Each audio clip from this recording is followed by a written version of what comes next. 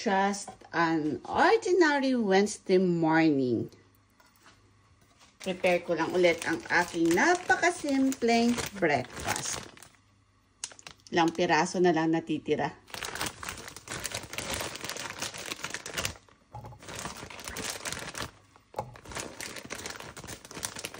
Kaya lutuin ko ng lahat.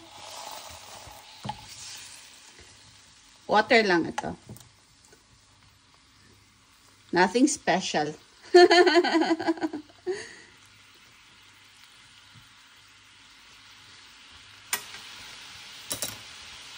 At habang naluluto yan,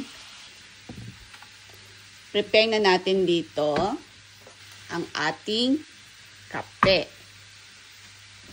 Mas gusto ko na talaga yung mga nakapak na ika nga 3-in-1. 3-in-1. Kasi tamang-tama na yung sugar, yung coffee, at yung milk. Or what they call creamer.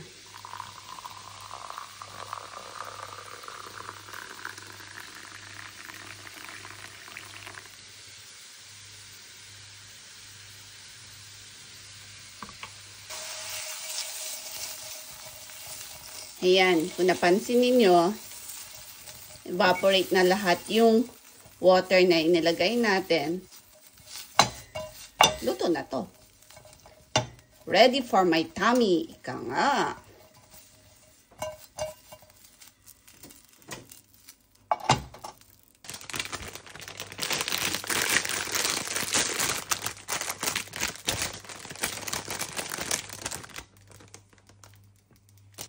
May nakita ko na blueberry jam.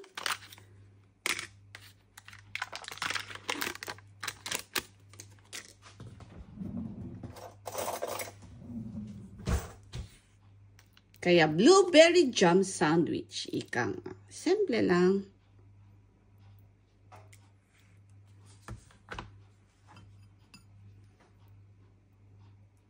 Simple lang kasi mamayang lunch. May nagyaya sa akin na isa kong katrabaho. Doon ako tutodo kasi for sure, eat all you can na naman yan. Doon na tayo babawi. Ika na magiging heavy lunch later. Kaya light breakfast lang naman din tayo ngayon.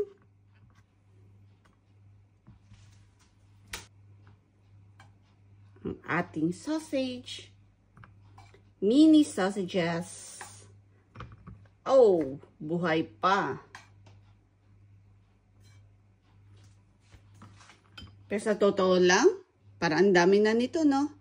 Pero kapag humarap ka na sa upuan, pag nilatag mo na to sa mesa at hinarap mo ng cellphone mo, sabay nood ng Netflix or check sa mga emails, di mo na mamalayan. Wapak! Ubus na yan.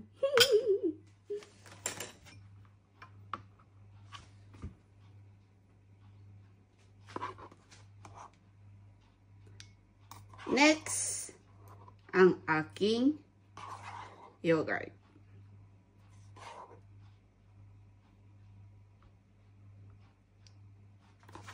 Tap ko lang ang aking yogurt ng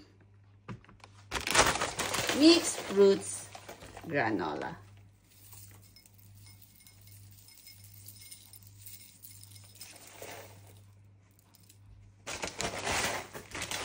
Kinamay ko na talaga, no?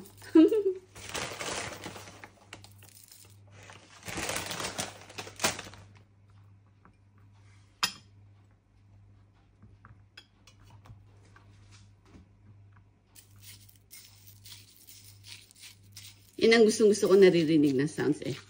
Yung ksh, ksh, ksh, ksh, ksh.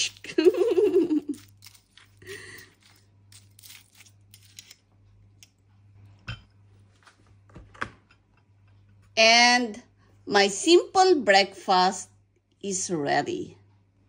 Thank you for watching.